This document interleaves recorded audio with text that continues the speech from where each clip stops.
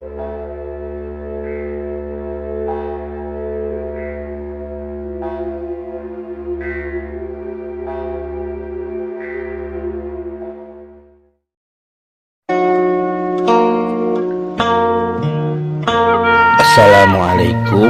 kahatur ka pamirsa sadaya menuju manco ngabandungan dongeng Sunda di Catur Sunda Channel.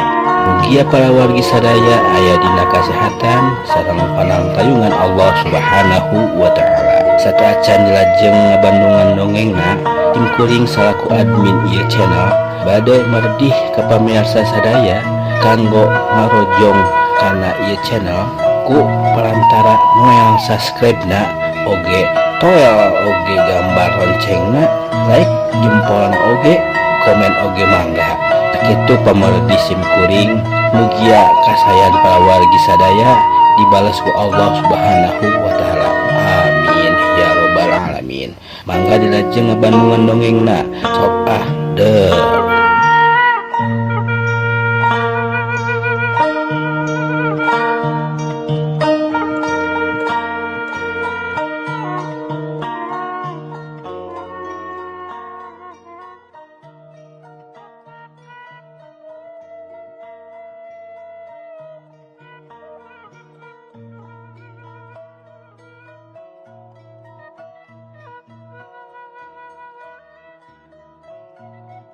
Assalamualaikum warahmatullahi wabarakatuh. Pamirsa sadayana wilujeng tepang dangu deui sareng Mang Odik dina raraga bade neraskeun hanca jejer carios gumilar anu kakantun dinten kamari. Carios gumilar teh kamari dugi ka Asmita itunya ditewaku upas di Borogol bade dicanakan angka pait gitu tah pamirsa. Mangga ka pamirsa sadayana anu mika seneng mika cinta karena seni dongeng Sunda sok bandungan jejer carios gumilar bagian anu ka 10. Nah urang wangsulan sakedi kamari teh carios dugi ka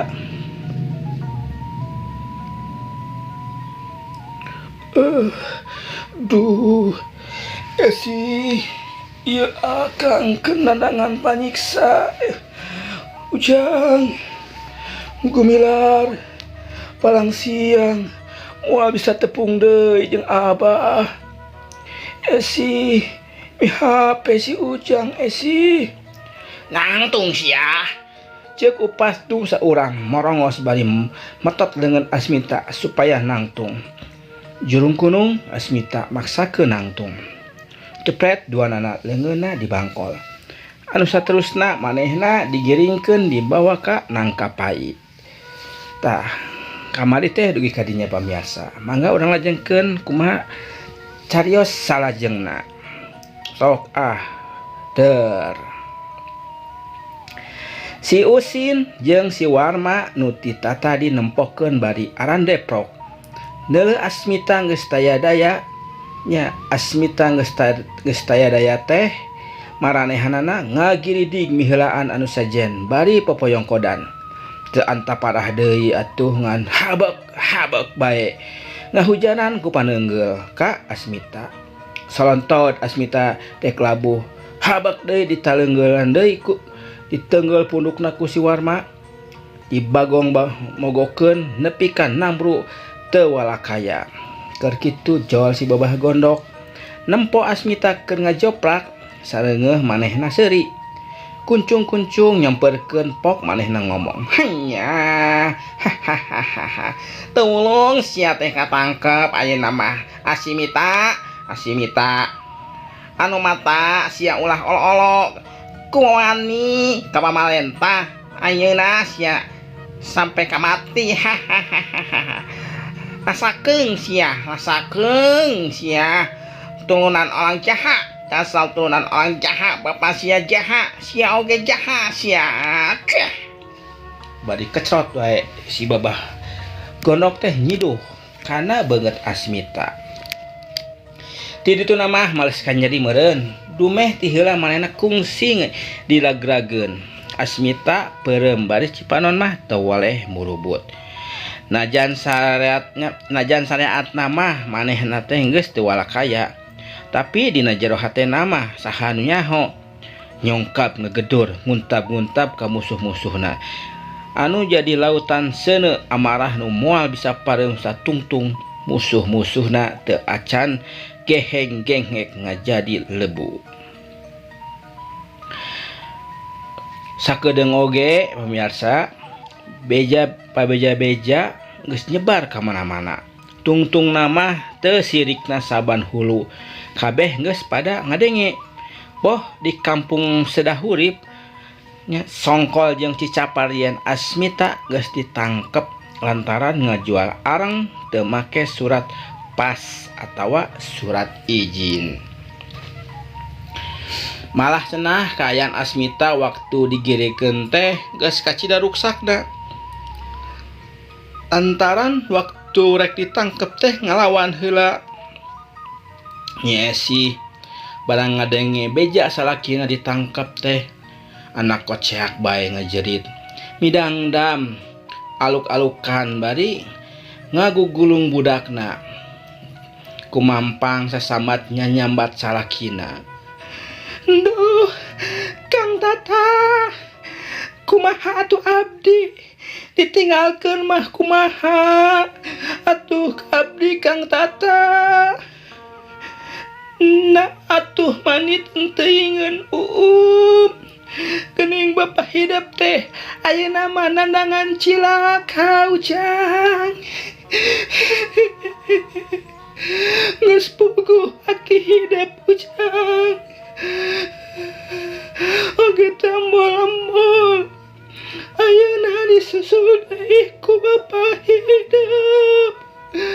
Duh Gusti, kumaha atuh abdi. Nyi Esi ceurikna mani les-lesan. Seung gumilar anu harita digugulung kabawakeun ngan giak bae ceurik bari mak-makan. Sakur tetangga rabur dararatang. Ngupah ngape? Malah paehon kokolot lembur oge datang. Meper mupruk ku caritaan-caritaan anu matak ngagedekeun hate. Tapi Nyi Esi teu kalis ku dibeberah gitu. Teu kalis ku dibeberah manehna jongjon ngagegeik bari ngagegewek anakna nu geus cibruk di hujanan ku Cipanon. Sing sabar atuh Nyai, sanajan bener oge Ki Asmita boga salah, piraku make teu balik deui. Anggur mah ngadoa. Doakeun ka Gusti Nu Maha Kuasa, muga salaki Nyai dihampangkeun hukumanana. Atuh sajeroning nandangan hukuman ulah kakurangan ku naon-naon sing mulus rahayu salirana. Aya dina panangtayungan sarta rahmatna Pangeran. Paehon mamatahan.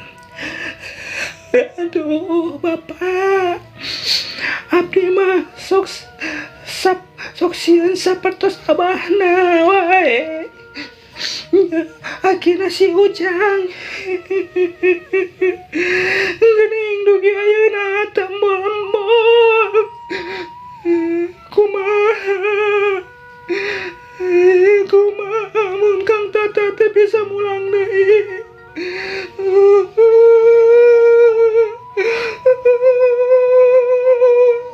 Kasaha abdi kudu hitungkeun diri kadua anak. Abdi teh tos nu geus Bapak. Ukur kadua anak teu aya dituturkeun. Gumilar anak king, gumilar kadunya teh pinuku ka nyeri kaperi. Dunya teh geuning mahal ka urang mah. Nyesi nyari tanah pegat-pegat balik cerik ka nyerian. Ari ras mikiran salakina hatena hancur. Ulah-ulah bakal ngaradapan sangsara. Piraku atuh nyai. Da meureun Ki Asmita teh dipariksa heula moal jol-jol di hukuman. Ceuk pangrasa bapa mah moal sakumaha beratna.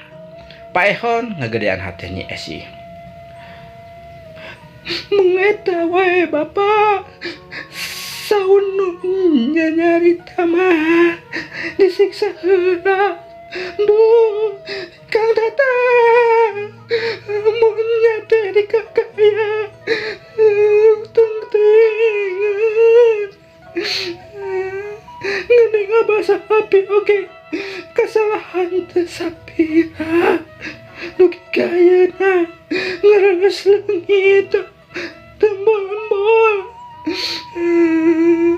abong raja dengan. Telenges teh kabina-bina.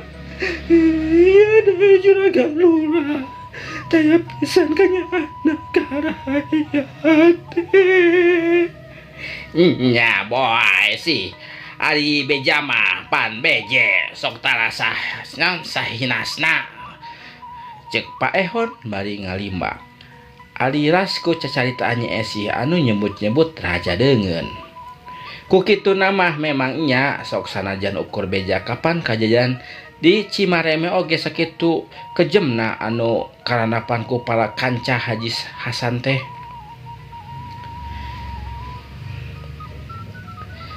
Pas sore torojol unan ngalangok ti sadahurip atuh Nyi Esih teh beuki kasuat-suat matak pikawatireun naker.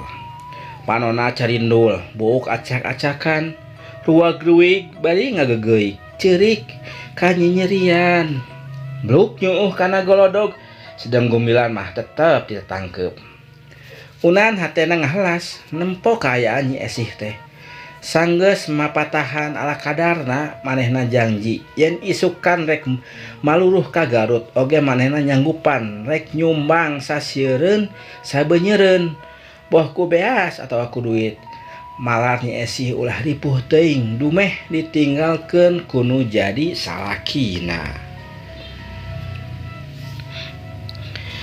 Rek peuting kaayaan peuting teh rehe combrek iwal ti sora sasatoan nu biasa liar ti peuting sakapeung kadenge beberelean sora embe meulah mutuhna peuting matak keung. Di imah Nyi Esih jempling naker.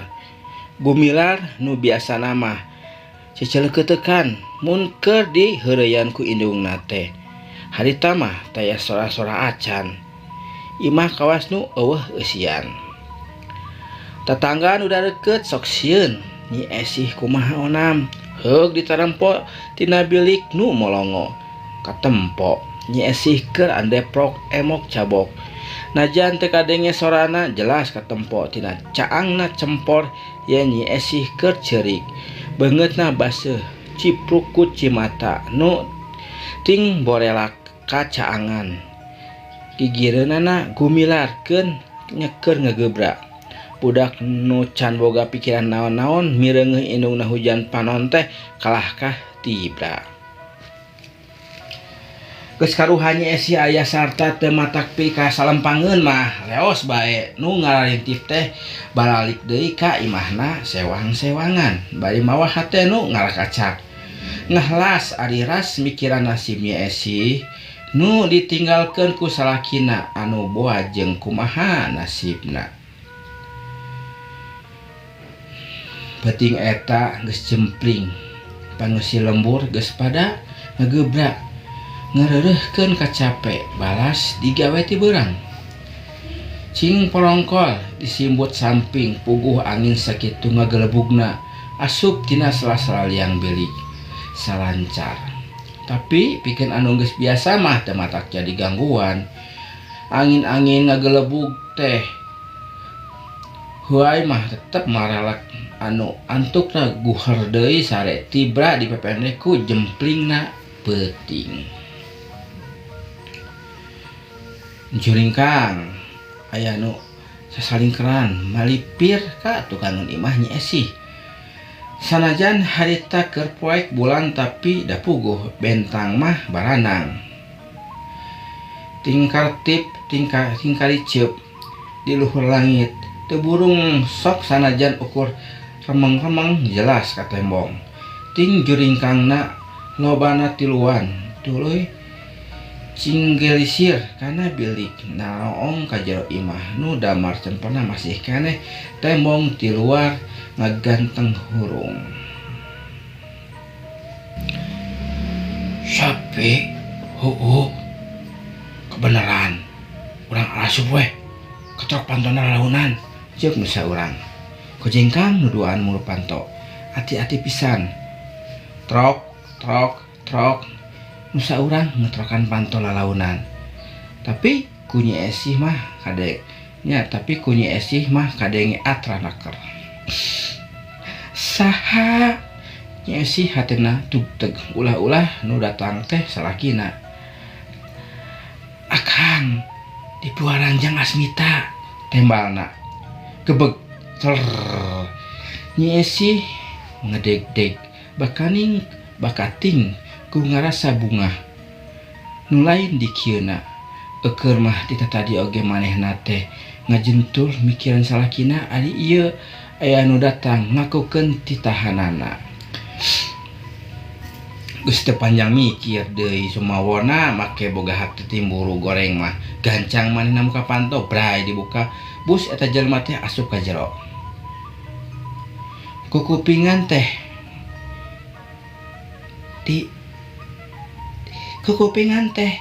di piwalangku Kang Tata. Nah di mana atuh salaki abdi teh? Nyi Esih bangun teu sabar.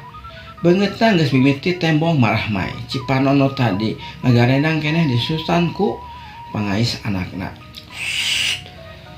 Ulah tarik teuing bisi aya nu ngadengekeun. Maklum salaki Nyai ayeuna jadi buronan. Ceuk nu sarung bari ngentelkeun curug kana bibirna. Nya atuh di mana atuh bapak budak teh? Itu di jalan ngadagoan hayang panggih cenah ayeuna jeung Nyai gerahayu karunya teh tadi ngadagoan. Nah sanesina ka dieu bae atuh ya Kang. Nyi Esih mimiti boga rasa nu lain-lain. Dumeh ngarasa kaget bet salakina teh teu daekeun datang sorangan malah tunda talata. Lain oge kabur atuh ari Nyai. Maklum jelema teh teu bener kabeh kumaha ke mun aya nu nganyahoankeun matak cilaka. Tembal nu saurang deui. Pamiarsa sadaya kasurung ku rasa sono geus kumejot hayang gerak kok panggih Nyi Esih ge geus teu panjang mikir deui gancang bae nya tujuan bari gap budakna anu kesae teh di ais. Nah bet memawa budak segala Nyai angin atuh nu saurang ngahulag. Nya aya parantos di dieu sareng saha atuh atos sawios da moal naon-naon. Komo pami dikantonkeun mah heuk kecerik ngarudetkeun sarea ngagujrutkeun deui. Dijawab kitu teh taya nu nyarita tanda satuju kojengkang kalaluar dituturkeun ku Nyi Esih. Bari ngais budak ku liweudan tiluan patutur-tutur. Nyi Esih ayeuna mah nu ti heula lempangna. Di mana Akang? Pun lanceuk teh Nyi Esih nanya sanggeus sadat anggang teu lembodang.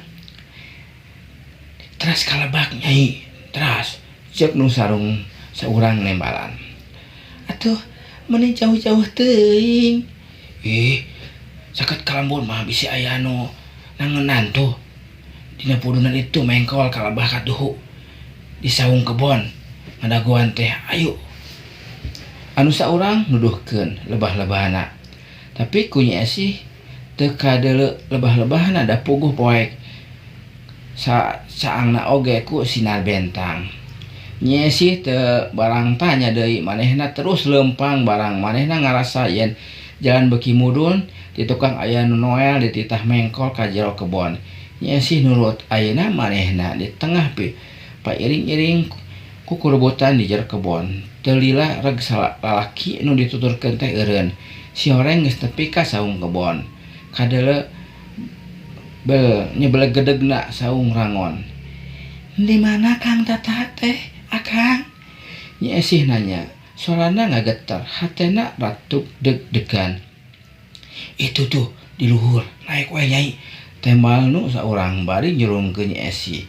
Dibantuan sina naik mapai hambalan taraje. Nepi ka luhur, breh aya 2 jelema keur dariuk rada pajauh. Nyi Esih sajongjonan mah nelek-nelek. Tapi disidik-sidik oge puguh poek. Sorongkrong nu saurang katembong nyamperkeun gerewak nyekel leungeun. "Saha?" Nyi Esih nanya. "Leungeunna anu keur nyekelan teh teu di nyekelan teh dikepeskeun. Bisi nyaan salakina gitu. Jadi henteu dikepeskeun. Bisi nyaan salakina." "Akang, salaki Nyai," tembalna lalaunan. "Ah, lain." Nyi Esih ngepeskeun leungeunna lantaran sidik ieu jalma teh lain salakina. Puguh salaki Nyai, ieu oge geura urang damaran," cek eta lalaki bari cekas ngahurungkeun bensina blay rupana katembong beungeutna berot kromot sesak kulit.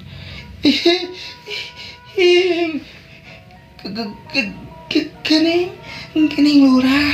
Aduh, Kang Tata, tulungan ieu abdi." Nyi Esih ngajerit sasambat ka salakina. Geus cop dina hatena, nasib naon nu bakal karanapan ku dirina. Si Asmita mah moal datang deui Esih. Ieu Akang gantina. Usin, cokot budakna kadinya, bawa ka handap.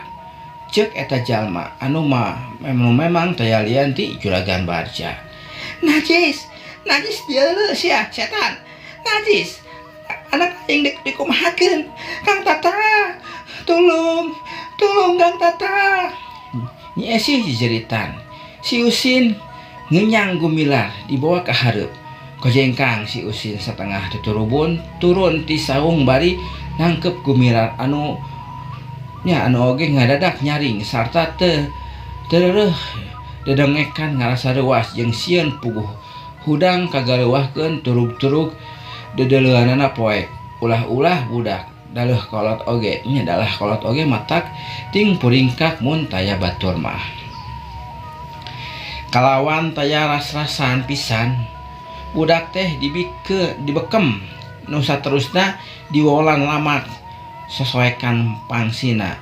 Raketek ditalian ku samping pangais supaya ulah bisa budi. Geus teu walakaya mah sok digolerkeun dina taneuh. Ari Nyi Esih nu keur aya di luhur saung sabudi akal manehna menta nya metak babadug hayang bisa lepas tina panangkeupna Juragan Barja nu harita geus salin jenis jadi setan nu bungkeleukna manusia. Leungeun Nyi Esih teu reureuh merekpek dipake neunggelan sarta merekpek kana beungeut Juragan Barja. Dina sakumaha berasna sakumaha rosana oge da puguh Nyi Esih mah awewe tungtungna mah kalah wowotan lila-lila tanagana beuki ngurangan leuleus lungse balas babadug jeung totojer nu antukna daek teu daek sanajan papalingpang jeung hatena Nyi Esih teu walakaya kali tumamplak kana nasibna. Sanajan satekah polah manehna menta ngayakeun perlawanan nya metak kitu ngayakeun perlawanan pikeun ngabela kahormatanana tapi akhirna ngan ukur bisa ngecelakeun cimata paribasa awewe mah deukeut deuleu pondok lengkah ari kabisa ngan ukur ceurik. Tapi najan siga anu geus pasrah sadrah hatena mah Nyi Esih teh teu weleh jumerit kanu maha suci ngoceak kanu maha kawasa sasambat melas melis supaya dirina disalametkeun dina pagawean manusia durjana nu ayeuna geus manco hareupeunana nu moal memenitan deui bakal ngagadabah kahormatanana.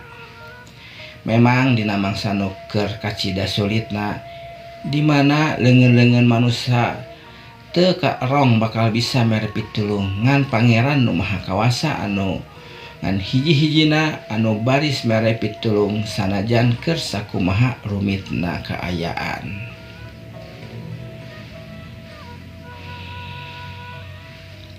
Mantena tangtu baris ngaijabah ka makhlukna nu butuh pitulung asal dina mentana urang benar-benar husu teu galider ka sisi kagigir henteu manteng ka zatna nu maha kawasa. Gusti nu agung,